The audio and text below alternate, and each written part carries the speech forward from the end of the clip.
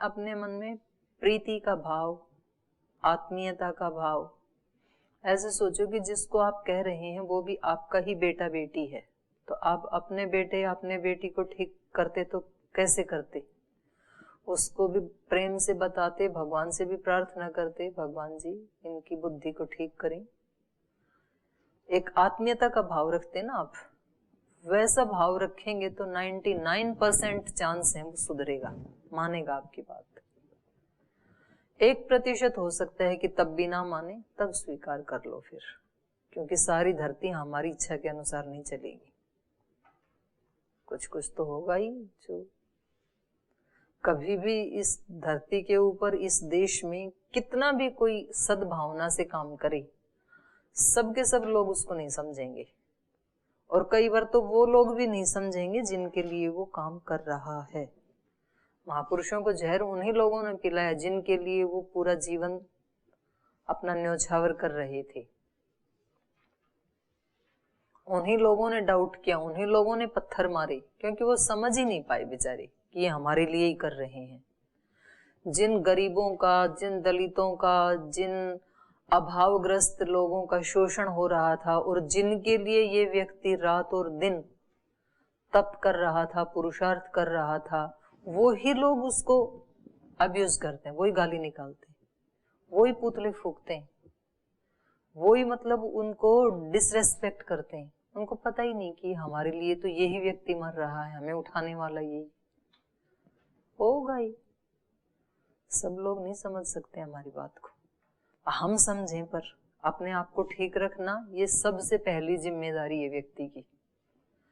आप ठीक रहेंगे तो दूसरे को कर सकते हैं, दूसरा तो ठीक नहीं है पर उसके साथ साथ आप भी ठीक नहीं रहे तो फिर तो अब तो दो ना ठीक हो गए, पहले तो एक ही था। तो खुद को तो कम से कम रखना ही है। मैं अपने आप को तो समझा ही सकता हूँ, दूसरे को ना समझा पाऊं तो खुद को ये समझा लूं कि ये नहीं समझ रहा है तो कम से कम मुझे डावाडोल नहीं होना है। ठीक है जी।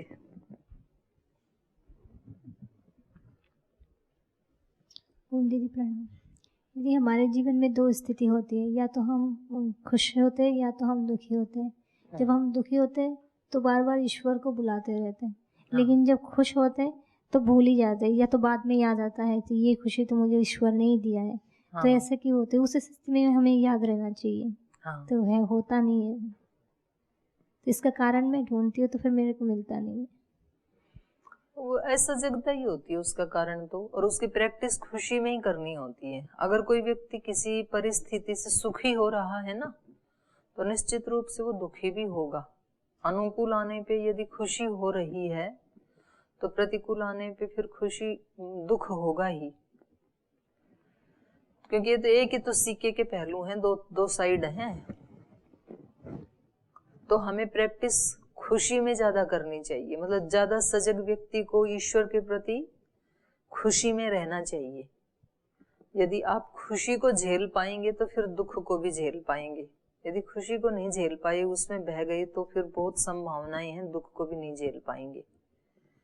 क्योंकि खुशी में शक्तियों का ह्रास नहीं होता है, शक्ति बनी रहती है ना। तो शक्ति बनी रहते हुए, शक्ति के रहते हुए तो आप कंट्रोल कर सकते हैं चीजों को, और जिसमें शक्ति चली जाती है, दुख में तो ह्रास हो जाता है, तो अब आपके पास शक्ति ही नहीं है अपने आप को संभालने की। तो संभालेंगे कैसे? तो जब शक्ति हो उस समय हमें उसकी प्रैक्टिस करनी चाहिए, उससे हमें अप्रभावित रहने की, उसमें हमें सम रहने की, तो सुख में ज्यादा अभ्यास करना है। फिर दुख में अपने आप हो जाएगा, चित्त की स्थिति वो बन जाएगी।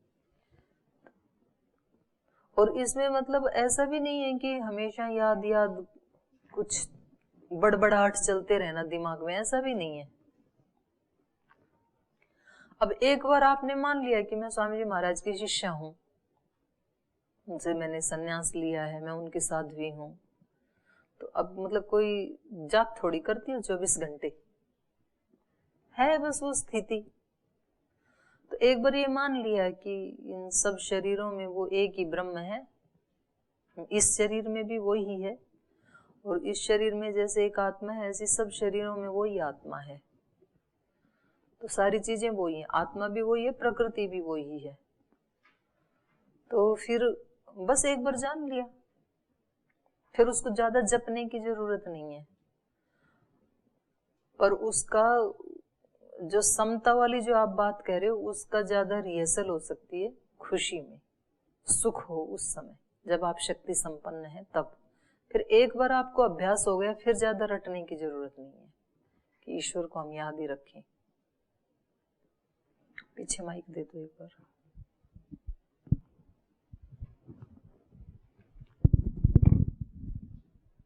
ओम दीदी। दीदी को कोई भी हम कार्य करते हैं तो उसमें हमेशा हम फल की इच्छा तो करते ही हैं हमेशा, मतलब बिना फल को केंद्रित करते हुए कोई कार्य व्यक्ति कर ही नहीं सकता। तो उसमें फिर फल को, इच्छा को त्यागे कैसे फिर हम? आसक्ति को त्यागे ऐसे कह रहे हैं। आसक्ति नहीं, इसमें जैसे लिख भी रखा कि है ना, संगम कहा ना, हाँ जी। एतानी तु कर्माणि संगम त्यक्त्वा फलानि च। जी, फलानि संगम, फल की आसक्ति, संगम मतलब आसक्ति। मतलब इच्छा होना तो गलत नहीं है ना? किसकी फल इच्छा? की इच्छा, फल की इच्छा। इच्छा ही तो आसक्ति हो जाएगी ना फिर। तो फिर बिना इच्छा के तो कोई कार्य करता ही नहीं कोई व्यक्ति। नहीं नहीं, इच्छा मतलब इतना तो आपको पता ही लगेगा कि पढ़ाई कर रहे हैं तो मार्क्स आएंगे, डिग्री होगी तो आगे नौकरी मिलेगी, इतना तो पता होगा ही। हाँ जी। पर उसके लिए आसक्ति है ना, अब उसको आसक्ति को कैसे आसक्ति के रूप में बता पाएंगे? वो एक स्थिति है चित्त की, वो नहीं होनी चाहिए। कि मतलब यही आना फल चाहिए तो ऐसा। सामने रहेगा ही, फल को तो आप कोई ऐसे कोई श्रेष्ठ कर्म करने वाला बुद्धू थोड़े ही है कि उसको पता ही नहीं है, इतना तो पता ही है उसको।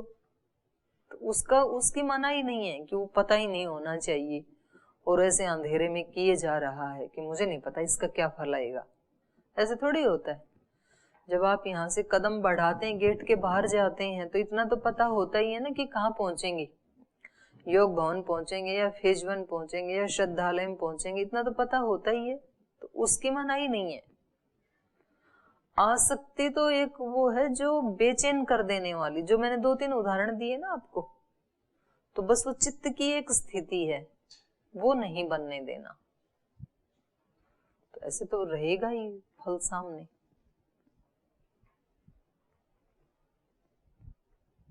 जी प्रणाम दीदी। दीदी कभी कभी जैसे हम याद करते हैं ना कोई भी पाठ या कुछ भी, तो कभी कभी तो अच्छे से याद हो जाता है, और कभी कभी पूरा दिन लगा दो, पूरा सिर खपा दो तो भी याद नहीं होता। ऐसे क्यों होता है दीदी? आपको क्या लगा, क्यों होता होगा ऐसे? मतलब मेरे को पता नहीं चला दीदी, पूरा जोर लगाते हैं उस दिन पर याद ही नहीं होता, पता नहीं। मतलब दिमाग हड़ताल कर देता है कि आज नहीं करेंगे याद। ठीक है, मत किया करो, क्यों इतना आग्रह करते हो? फिर छोड़ो, तो याद हो ही नहीं याद रहा। करना ही होता है ना, जैसे ऐसे मान लो जैसे नहीं होता संकल्प तो है, ले पर रखा है। हुआ ही नहीं ना। आपने इतना पुरुषार्थ किया, आप कह रहे हो कि पूरा जोर लगा दिया, तो इससे बढ़िया अपने जोर को तो बचा के रखते। बोले याद नहीं हो रहा है तो ठीक है, मत हो, आराम से बैठे हम भी। तो कई बार बहुत ज्यादा टेंशन लेने से भी चीजें मिलती नहीं है, मतलब अति वो हो जाता है ना। जैसे साधना में भी कुछ लोगों को अति उसकी वो हो जाती है कि ये अभी मिलना चाहिए मेरे को, आज ही मिलना चाहिए, होना ही चाहिए आज इतना, फिर वो नहीं उसमें काबू लगता है। तो उसमें सहजता होना ये बहुत जरूरी है। जो साइंटिस्ट हैं जिन्होंने खोज की, वैज्ञानिकों ने, जैसे बल्ब का किसने आविष्कार किया था? एडिशन ने किया था ना। तो वो लगा ही रहा, वो तार जोड़ते जोड़ते इधर उधर, बल्ब जल के ही नहीं दिया। जैसे आप कह रहे हो ना खूब जोर लगाते हैं, पाठ याद होता ही नहीं, उसने भी बड़ा जोर लगाया, बल्ब जला ही नहीं। फिर बोले छोड़ो, जलना तो है नहीं इसको, चलो जाके अब टब बाथ लेते हैं। तो आराम से जाके अपने टब में रिलैक्स होकर के, तो वहां उसको एक आइडिया सूझ गया रिलैक्स होने से, और जैसे ही उसने उसको ऐसे किया, बल्ब जल गया तुरंत। तो बोले तो मिरेकल हो गया तुरंत। इसलिए कभी कभी ऐसे एक और भी किसी की जीवन की कहानी है कि वो कोई मैथ्स का सवाल सॉल्व कर रहे थे और हर बार गलत ही आ रहा था, तो फिर वो सो गई आराम से। और फिर उनको सुबह जब पूरी नींद हो गई अच्छे से, फिर रिलैक्स माइंड हो गया, तो फिर उन्होंने सुबह जैसे ही आँख खोली एकदम आइडिया आ गया उनके दिमाग में और उसको सॉल्व कर दिया उन्होंने। तो इसलिए चित्त की समता नहीं होती है उस समय हमारी। जो आप कह रहे हो ना खूब जोर लगाते हैं, तो उस समय इम्बैलेंस हो जाता है हमारा चित्त, और इम्बैलेंस चित्त कुछ भी नहीं कर पाएगा, स्थिर चित्त ही कर पाएगा। और खास करके बड़े काम, कोई भी नया सृजन, वो चित्त की स्थिरता, इसलिए ये बार बार इस पे बल देते हैं चित्त की समता के ऊपर। और अनासक्ति का भी यही मतलब है। अनासक्त रहेगा तो बैलेंस रहेगा, आसक्त रहेगा तो बेचैनी रहेगी। फिर तो वो एक आसक्ति ही है आपकी कि आज के दिन में इतना होना ही चाहिए। अगर आप ऐसी कंडीशन नहीं लगाते तो हो जाता, हो सकता है उससे ज्यादा भी याद हो जाता, पर आपकी इस कंडीशन ने जितना याद होना था उतना भी नहीं होने दिया। आपकी कैपेसिटी तो इतनी थी कि 50 कर लेते, लेकिन ये जो कंडीशन है इसने 20 सूत्र भी याद नहीं होने दिए, क्योंकि सारा वो खींचातानी में ही चली गई। तो आपको लगता है ऐसा भी क्या हो गया कि मतलब आज 20 भी याद नहीं हो रहे हैं। जिन लोगों को नींद नहीं आती है ना, उनको नींद न आने का एक कारण ये भी होता है कि वो सोए सोए सोचते हैं कि नींद आ ही नहीं रही, 5 मिनट हो गए अभी भी नींद नहीं आ रही, 10 मिनट हो गई अभी भी नहीं आई, आधा घंटा हो गया। तो उनकी ये वाली जो बेचैनी नहीं, ये नींद नहीं आने देती है। अगर वो कहें ठीक है नींद नहीं आ रही, कितनी अच्छी बात है। लोग तो भजन करने के लिए जागना चाहते हैं और उनको नींद आती है, वो जाग नहीं पाते। और हमारे ऊपर कितनी कृपा है भगवान की, जग रहे हैं ना, तो चलो आराम से ध्यान में बैठते हैं और 2 मिनट में नींद आएगी, रिलैक्स होते, माइंड रिलैक्स हुआ और नींद आई। 2 ही काम होंगे ना। वो अपने जो देहरादून वाले स्वामी जी महाराज हैं, डोमेट वाले स्वामी जी, तो वो बताते हैं ना कि मन 2 ही काम करना जानता है, सोचना या सोना। या तो सोचेगा, सोचना छूटा तो रिलैक्स हो जाएगा। तो हम सोच सोच के नींद को भगा देते हैं, नींद नहीं आ रही, नींद नहीं आ रही, नींद नहीं आ रही, नींद नहीं आ रही। तो इसलिए आप रिलैक्स हो जाओ। नहीं हो रहे आज, कोई बात नहीं, नहीं हो रहे हैं तो शाम को कर लेंगे, रात को कर लेंगे, कल कर लेंगे। बेचैन होने से भी तो नहीं ही हो रहे ना, छोड़ो। और फिर तुरंत हो जाएंगे आपको आधे घंटे में। तो उसको फेस करें हम, जैसी भी स्थिति, उसी को स्वीकार करना कहा है जी। हो गए ठीक है। आपका भी कहीं बेचैन हो रहा था, पीछे देना उसको, ब्रह्मचारी को। जी ओम दीदी जी, आपने अभी कहा कि कर्म करने चाहिए, फल की इच्छा न करें। थोड़ी सी तो स्वार्थ भावना तो रहती है कि इससे मेरे को ये कार्य करूं तो ये मिले। आप वाली बताओ, आपकी कहाँ स्वार्थ भावना है और कौन सा काम करते हो, उस पे चिंतन करेंगे फिर। जी एक दोहा इसी में याद आ गया, गोस्वामी तुलसीदास जी कहते हैं। तुलसीदास जी की बात नहीं करना, आपकी करनी है। आपको कौन से काम में इच्छा होती है, फल की थोड़ा स्वार्थ रहता है, उस पे चर्चा कर लेते हैं। उनकी स्थिति उनके साथ थी, आप वाली बताओ। मेरे वाली तो ऐसी कॉमन ही है, क्योंकि काम हमें अपने जीवन पे करना है ना, तुलसीदास जी के जीवन पे तो करना नहीं है। तो समस्याएं अपने चित्त की ढूंढनी है, उनकी नहीं ढूंढनी है। 2 महापुरुषों का कभी तुलना नहीं करते हैं कि जी गीता में योगेश्वर कृष्ण ऐसे कह रहे हैं, तुलसीदास जी ऐसे कह रहे हैं, सांख्य के आचार्य ऐसे कह रहे हैं। स्वतंत्र हैं अपने बात को अपने अपने ढंग से कहने के लिए। हर महापुरुष स्वतंत्र है। आप ये नहीं कह सकते हैं कि जो भगवान कृष्ण ने कहा वो ही तुलसीदास जी कहें, जो तुलसीदास जी ने कहा वो ही रामायण में वाल्मीकि जी कहें, यदि वाल्मीकि जी उससे गलत कह रहे हैं तो फिर वो ठीक नहीं है, ऐसा हम नहीं तुलना कर सकते। किस प्रसंग में किस महापुरुष ने क्या बात बोली है वो हम जानते नहीं हैं। उस समय किस चीज की आवश्यकता थी, क्या प्रसंग रहा होगा, आगे पीछे क्या चल रहा होगा, समाज की क्या स्थिति रही होगी उस समय, तो उसके बारे में नहीं, हम दो महापुरुषों की कभी तुलना नहीं कर सकते हैं कि उन्होंने क्या कहा। उन्होंने जो कहा, किसी भी महापुरुष की बात कभी किसी को ज्यादा अच्छी लग जाती है। अब उस बात को पकड़ के उसको मुझे अपने जीवन में कैसे अप्लाई करना है। अब ये यहाँ तो एक ही व्यक्ति है अर्जुन, हम तो इतने सारे व्यक्ति हैं, पर एक व्यक्ति के लिए भी भगवान ने यहाँ कितने सारे ऑप्शन दिए। 18 अध्याय हो गए पूरे उपदेश देते देते, तो उसके सामने ढेर सारे ऑप्शन रख दिए। मतलब किसी माता पिता के पास खूब ऐश्वर्य हो और खेलने वाला बच्चा एक ही है, और फिर भी उसके सामने 10-15 तरह के खिलौने ला करके डाल दिए। कहता है बच्चे को जो पसंद आए उससे खेल ले, तो उसको जो सबसे अच्छा लगता है उसको चुन लेता है और फिर उसमें लगा रहता है। तो हमारे सामने जो ये महापुरुष हैं, ये हमारे ध्यान को भटकाने के लिए नहीं है, हमें भ्रमित करने के लिए नहीं है कि जी वो ऐसे कह रहे हैं, वो ऐसे कह रहे हैं, वो ऐसे कह रहे हैं, हम क्या करें, बल्कि वो हमारी सहायता करने के लिए हैं।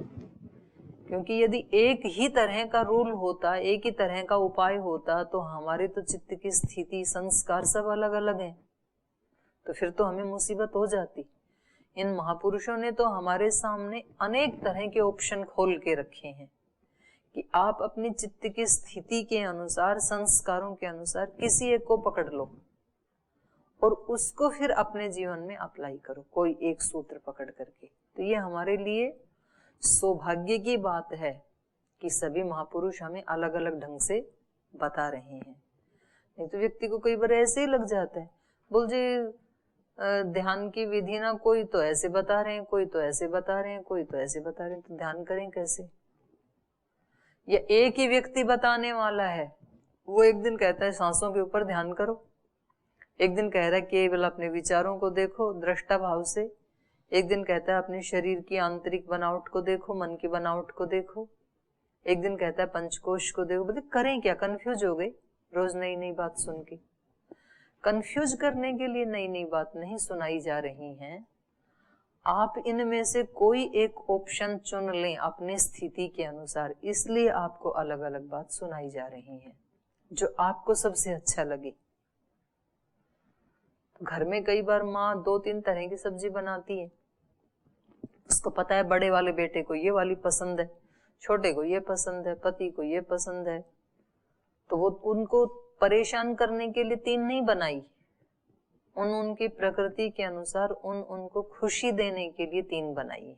एक ही बना देती तो एक तो खुश हो जाता, बाकी 2 ना खुश होते। तो ये तो हमारा सौभाग्य है, हमारे गुरुजनों ने, हमारे पूर्वजों ने, हमारे ऋषियों ने हम सब के संस्कारों की एडवांस में ही कल्पना करके हमारे लिए इतने सारे खोल के रखे। तो इसमें ज्ञान योग भी, भक्ति योग भी, कर्म योग भी, सब मिक्स करके दे दिया भगवान कृष्ण ने। मिक्स जूस पीते हैं ना कभी कभी, बोल जी इसमें थोड़ा अनार भी डाल दो, थोड़ा सेव भी डाल दो, थोड़ा अनानास भी डाल दो, तो सबका फल मिल जाएगा। ठीक है, चलो आगे। अब चलिए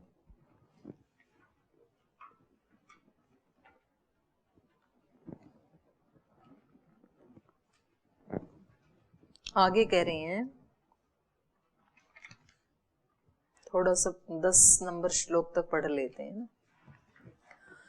नियतस्तु संन्यासः कर्मणो नोपपद्यते मोहात् तस्य परित्याग तामसः परिकीर्तितः दुःखमित्येव यत्कर्म कायः क्लेशभयात् त्यजेत् सकृत्वा राजसं त्यागं नैव त्यागफलं लभेत् कार्यम् इत्येव यत्कर्म नियतं क्रियते अर्जुन संगं त्यक्त्वा फलं चैव स त्यागः सात्विको मतः न द्वेष्ट्य कुशलं कर्म कुशलेनानुषज्यते त्यागी सत्त्वसमाविष्टो मेधावी छिन्न संशयः। नियतस्तु संन्यासः कर्मण न उपपद्यते मोहात् तस्य परित्यागः तामसः परिकीर्तितः। तो कह रहे हैं सबसे पहले अब की बार लिया तामसिक त्याग को। जैसे पहले बताया यज्ञ दान आदि, उसमें क्रम था पहले सात्विक, फिर राजसिक, फिर तामसिक। अब की बार सबसे पहले तामसिक त्याग बता रहे हैं। तामसिक क्या है? नियतस्य संन्यासः, जो नियत कर्म है उनको छोड़ देना। तो त्याग तो कर रहा है, ये त्याग कैसा है? तामसिक त्याग है। नियत कर्म होते हैं ना, ब्रह्मचारी के अलग नियत कर्म हैं, गृहस्थ के अलग हैं, वानप्रस्थ के अलग हैं, सन्यासी के अलग हैं। उनके कुछ कर्म नियत कर रखे हैं, नियम बना रखा है कि ये ब्रह्मचारी को करना ही चाहिए, गृहस्थ को ये पंच महायज्ञ करने ही चाहिए, वानप्रस्थी को ऐसा करना ही चाहिए।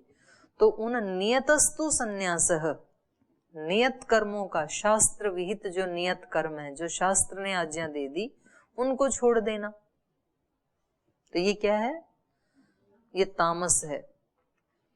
कर्मण न उपपद्यते, माने जो नियत कर्म है उनको छोड़ करके, उनको छोड़ना, न उपपद्यते, ये उचित नहीं है, ये ठीक नहीं है।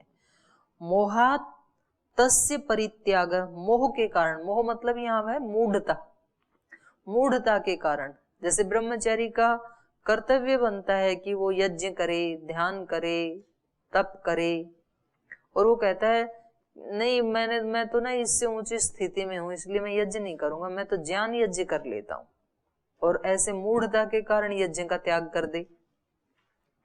मूढ़ता के कारण व्यायाम प्राणायाम का त्याग कर दे, नहीं हम तो बिना प्राणायाम के ही स्वस्थ हैं। तो कह रहे मोहा तस्य परित्यागः, अपने नियत कर्मों का परित्याग कैसे कर दे? मूढ़ता के कारण। तो ऐसे त्याग को क्या कहा? तामस त्याग है ये।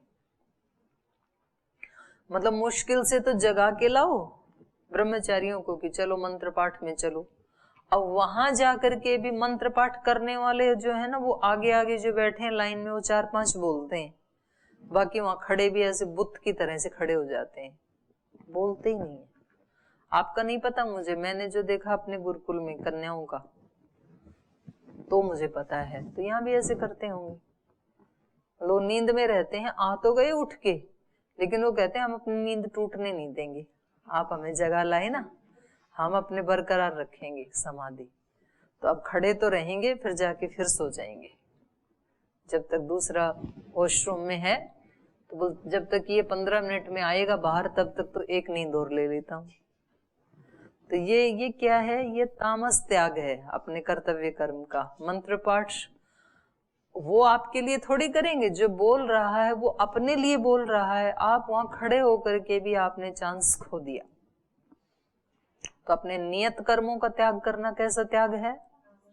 तामस त्याग है। तो राजस और सात्विक त्याग क्या है, इसकी चर्चा फिर हम कल करेंगे। आज ही पाठ को विराम देते हैं।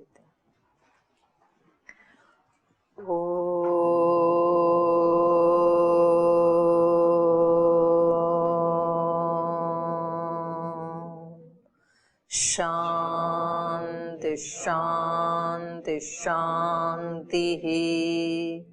श्री गुरुभ्यो नमः। हे हृदयेश्वर, हे सर्वेश्वर, हे प्राणेश्वर, हे परमेश्वर, हे हृदयेश्वर, हे सर्वेश्वर, हे प्राणेश्वर, हे परमेश्वर,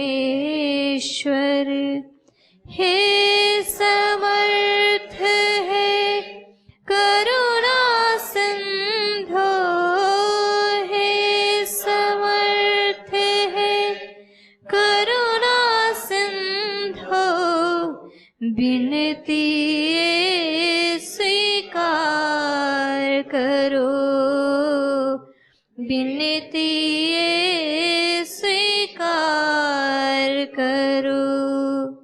भूल दिखा कर उसे मिटा कर, भूल दिखा कर उसे मिटा कर, अपना प्रेम प्रदान करो, अपना प्रेम प्रदान करो। पीर हरो हरि, पीर हरो, पीर हरो हरि, पीर हरो, पीर हरो हरि, पीर हरो, पीर हरो हरि, पीर हरो। हे हृदयेश्वर, हे सर्वेश्वर, हे प्राणेश्वर, हे परमेश्वर, हे प्राणेश्वर, हे परमेश्वर, हे प्राणेश्वर, हे परमेश्वर। ओम श्री गुरुभ्यो